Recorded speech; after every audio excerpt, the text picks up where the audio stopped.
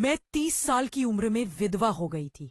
पति की मौत के बाद मैं घर पर अकेली ही रहती थी। अपनी उम्र के हिसाब से मैंने अपना फिगर काफी मेंटेन किया हुआ था। एक दिन सुबह से बारिश हो रही थी, तभी एक कुरियर वाला मेरे दरवाजे पर आ गया। वह 22 साल का एक नौजवान लड़का था। बारिश की वजह से वह काफी भीग गया था, इसीलिए मैंने उसे अंदर बुला लिया। हम दोनों आपस में बातें करने लगे। तभी मैंने नोटिस किया कि वह मेरे खूबसूरत जिस्म को ही घूर रहा है। जब मैं उसके लिए चाय बनाने जाने लगी, तभी उसने मुझे अपनी बाहों में भर लिया और फिर हम दोनों ने। हेलो दोस्तों, आज की इस रोमांचक कहानी में आप सभी का स्वागत है। मेरा नाम महिमा है। पति की मौत के बाद मैं अकेले घर पर रहती थी। मैं 30 साल की उम्र में ही विधवा हो गई थी। 30 साल की विधवा होते हुए भी मैंने अपने बदन को काफी मेंटेन किया हुआ था। एक दिन सुबह उठकर मैं रसोई घर में चाय बना ही रही थी कि तभी हल्की हल्की सी बारिश होने लगी। मैंने चाय के साथ गरम गरम पकौड़े भी तल दिए। इसके बाद तौलिया और नहाने के बाद पहनने वाले अंदरूनी कपड़े बाथरूम में रख दिए।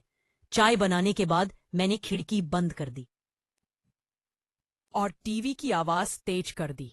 मैं डांस करने लगी और मस्ती में खुद को दीवार पर लगे बड़े आईने में देखने लगी।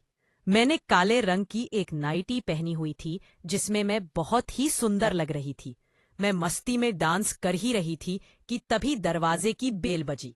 मैंने टीवी की आवाज कम कर दी और एक दुपट्टा सिर पर रख लिया। मैंने दरवाजा खोला तो बाहर कुरियर वाला खड़ा था। वह 22 साल का एक जवान लड़का था जिसका बदन काफी सुडौल था। वह पहले तो मुझे काफी देर तक देखता रहा और फिर बोला, मैडम महिमा के नाम से आपका पार्सल आया है। मुझको तुरंत याद आया कि मैंने एक ऑनलाइन शॉपिंग साइट से अपने लिए एक सूट बुक किया था। मैं बोली, हाँ, मेरा ही नाम ही महिमा है। लड़के ने मेरा कुरियर मुझे थमा दिया और साइन करने के लिए मुझे पेन दिया। पेन देते समय उसके हाथ मेरी उंगलियों को छू गए थे। मैंने एक नजर उसकी ओर देखा और दस्तखत कर दी। मैंने उसे RS 15 दिए तो लड़के ने RS 200 वापस कर दिए और बोला, 200 और का डिस्काउंट चल रहा है। मैंने उस लड़के को बड़े ही ध्यान से देखा जिसने आज के बेईमानी के जमाने में भी ईमानदारी से सच कहा और आज 200 वापस कर दिए। थोड़ी देर बाद वह लड़का बोला, मैडम थोड़ा पानी मिलेगा। मैंने पूरा दरवाजा खोला और बोली, तुम तो काफी भीग गए हो, अंदर आ जाओ। वह अंदर आ गया। मैंने अपना सूट अलमारी में रखा और रसोई घर में पानी लेने चली गई। अब मैंने अपनी छाती से दुपट्टे को अलग कर दिया था। कुछ देर बाद मैंने लड़के को पानी दिया। पानी देते समय जैसे ही मैं थोड़ा झुकी, लड़के की नजर मेरे उभार जा टकराई और उसकी आंखें बड़ी बड़ी हो गई। पानी पीते पीते वह लड़का नजर बचाकर मेरे उभारों को देख रहा था कि अचानक उसने छींक दिया। मैं बोली, तुम्हें तो सर्दी लग गई है, अभी बारिश भी तेज है। अगर तुम चाहो तो थोड़ी देर यहाँ रुक सकते हो। तुम्हारे कपड़े भी काफी भीग गए हैं। चाहो तो बाथरूम में जाकर फ्रेश हो सकते हो। वह लड़का बाथरूम में चला गया। उसने दरवाजा बंद करके लाइट जलाई। वहां मेरा नहाने का तौलिया और अंदरूनी कपड़े पहले से ही रखे हुए थे। लड़के ने अपनी कमीज निकालकर उस तौलिया को पहले चूमा और फिर उसी से अपने बदन को पोंछा।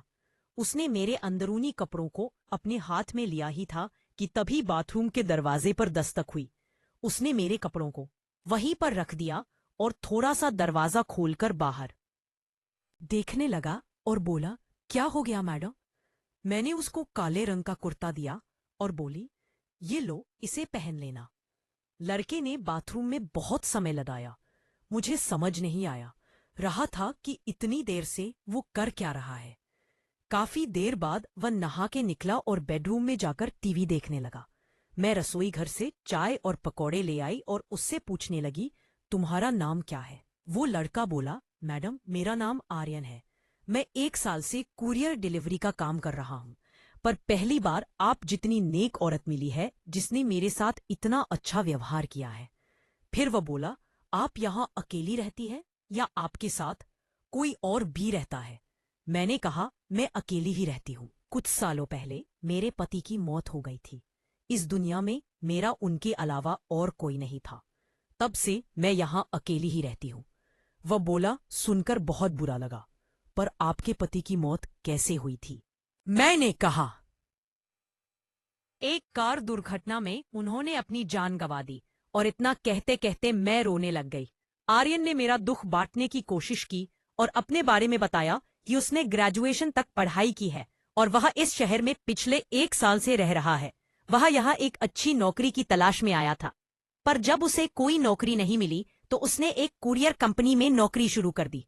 वह बहुत ही मासूमियत से मुझे अपनी जिंदगी के बारे में बता रहा था और मुझे भी अपना दुख बांटने का मौका मिला था। आज इतने दिनों बाद मुझे किसी से बात करके बहुत अच्छा लगा रहा था। आर्यन एक बहुत ही सुलझा हुआ इंसान था। हम दोनों को बात करते करते कब 1 घंटा हो गया, हमें कुछ पता ही नहीं चला। मैं अपनी शादी का एल्बम उठा लाई और आर्यन को अपनी शादी की तस्वीरें दिखाने लगी। आर्यन बोला, सच कहूं तो तब आप किसी खूबसूरत अप्सरा से कम नहीं थी। मैंने मुस्कुराते हुए कहा, और अब क्या? अब मैं अप्सरा नहीं लगती? बस इतना बोलकर मैं मुस्कुराते हुए खाली प्लेट और कप लेकर रसोई घर में चली गई। मैंने आर्यन से कहा, तुम यहीं बैठो, तब तक मैं नहा के आती हूँ। मैं नहाने की तैयारी कर रही थी और मैं यह भी नोटिस कर रही थी कि आर्यन सिर्फ और सिर्फ मेरी खूबसूरती ही निहार रहा है। मैं नहाने के लिए जा रही थी कि तभी वापस बेडरूम में आ गई। मुझे देखकर आर्यन हैरान रह गया। मैंने पूछा, तो बताओ कैसी लगी मेरी शादी की एल्बम? आर्यन बोला, बहुत खूबसूरत। वह मेरे गले के नीचे देख रहा था और बड़ी ही मद्दोश सी आवाज में बोला, वैसे आप अभी भी कुछ कम नहीं हैं। आप अगर चाहो तो किसी का भी मन मोह सकती हो। यह सुनकर मैं एक खास अदा में मुस्कुरा दी। मैं नहाने चली गई और कुछ देर बाद मैंने बाथरूम से आवाज दी, आर्यन, मैं अपना तौलिया लेना भूल गई हूं, प्लीज तौलिया दे दो मुझे। आर्यन आया और मुझे मेरी तौलियां पकड़ा दी, पर उसने मेरे साथ कोई हरकत नहीं की। मैं चाहती तो थी कि वह थोड़ी सी छेड़खानी करे, पर उसने ऐसा कुछ भी नहीं किया। कुछ देर बाद मैं नहाकर बाहर आई। मैंने काले रंग का लहंगा और काले रंग की चोली पहनी हुई थी। छाती पर दुपट्टा था और सिर पर तौलिया बंधा हुआ था। आर्यन मुझको देखकर भी अनजान बना टीवी देख रहा था। मैं आईने के सामने खड़ी थी। मैंने अपने पूरे बाल खोल दिए। मेरे धुल्ले मुलायम गीले खुले हुए बाल मेरी खूबसूरती को 4 चांद लगा रहे थे। आर्यन के मन में आया कि वह चुपके से उठकर मेरी कमर पकड़कर उसे पूरी तरह दबा दे। तभी मैंने आर्यन की तरफ देखा। इससे आर्यन घबरा गया और अपनी चोर नजरों को टीवी पर लगा दिया। कुछ देर बाद मैं आर्यन के पास आकर बैठ गई और उससे बात करने लगी। बीच बीच में आर्यन का हाथ मेरे हाथ को छू भी जाता था, पर मैंने बुरा नहीं माना। पर इससे आर्यन की हिम्मत बढ़ रही थी और अब वह जानबूझकर मेरे हाथ को छूने लगा। इसी तरह दोपहर के 1 बज गए और बारिश धीमी हो गई थी। मैंने दोपहर का खाना बनाया और हम दोनों खाना खाने लगे। आर्यन ने पूछा, आप दोबारा शादी क्यों नहीं कर लेती? आप तो अभी जवान हैं और वैसे भी कोई पागल ही होगा जो आपसे शादी करने के लिए मना करेगा। मैं बोली, तुमने अभी तक शादी क्यों नहीं की? आर्यन बोला, माँ तो कई बार जिद करती है शादी के लिए, पर मैं ही टाल देता हूँ। मैं उनसे कह देता हूँ कि अभी तक मुझे कोई लड़की पसंद नहीं आई है, जब पसंद आएगी तो कर लूंगा। मैंने पूछा, तो कैसी लड़की पसंद है तुम्हें? वह बोला, वही जो आपकी तरह समझदार हो, घरेलू काम जानती हो, जो मुझे रोज गरम गरम चाय और बिल्कुल आप जैसे पकौड़े बनाकर खिला सके। मैं उसका भाव समझते हुए बोली, पर आर्यन, मैं तो तुमसे 8 साल बड़ी हूं और विधवा भी हूं। आर्यन बोला, तो क्या हुआ? आपके पति की मौत एक हादसे में हुई थी, पर इसका मतलब यह तो नहीं कि आप जिंदगी भर अकेली रहो। आपको भी खुश रहने का हक है और मैं आपको खुश रखूंगा।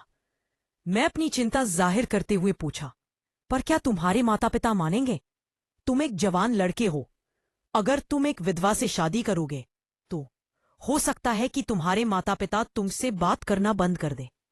आर्यन मुझे समझाते हुए बोला, अरे शादी मुझे करनी है या मेरे मम्मी पापा को? तुमने वह कहावत नहीं सुनी कि जब मियाँ बीवी राजी तो क्या करेगा काजी? शाम के 4 बज चुके थे। तभी आर्यन के फोन पर एक कॉल आया। उसकी मम्मी ने फोन किया था। वह बात करने के लिए रसोई घर में चला गया। मैं दीवार से कान लगाए आर्यन की सारी बातें सुन रही थी। आर्यन ने भांप लिया था कि मैं पास में ही हूं। तभी आर्यन बोला, नहीं मम्मी, अब आपको कोई लड़की देखने की जरूरत नहीं है।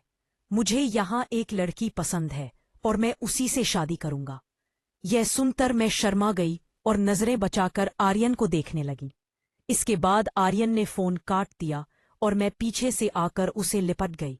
आर्यन ने मुझे अपनी बाहों में भर लिया और तभी बारिश दोबारा शुरू हो गई। मैंने आर्यन को रोका। मैं बोली, अगर बुरा ना मानो तो आज यहीं रुक जाओ। आर्यन का भी मन कर रहा था मेरे साथ पूरी रात रुकने का। मैंने कहा, मैं रसोई घर में सो जाती हूँ, तुम यहीं बेडरूम में सो जाओ। वो बोला, अरे ऐसे कैसे, यह घर तुम्हारा है, तुम बेडरूम में सो जाओ, मैं किचन में सो जाऊंगा, और वैसे भी मुझे ज्यादा आराम की आदत नहीं है। मैंने कहा, हाँ, अभी यह घर तुम्हारा नहीं है, पर शादी के बाद तो तुम्हारा भी हो जाएगा। यह सुनकर आर्यन ने मुझे गले से लगा लिया और मेरे गालों पर एक जोरदार किस जड़ दिया। उसने मेरे शरीर से दुपट्टा अलग कर दिया। मैं भी आर्यन से पूरी तरह लिपट गई। वह मुझको चूमने लगा और फिर हम एक दूसरे में समा गए। मैंने अपना सब कुछ आर्यन को समर्पित कर दिया था, क्योंकि हम दोनों एक दूसरे के साथ पूरा जीवन निभाने वाले थे। कमेंट करके जरूर बताइएगा कि आपको यह कहानी कैसी लगी। अगर आपको यह कहानी पसंद आई हो तो इसे लाइक करें और अपने दोस्तों के साथ भी शेयर करें। आगे भी ऐसी रोमांचक कहानियों के लिए हमारे चैनल को सब्सक्राइब करें और बेल आइकन दबाना ना भूलें।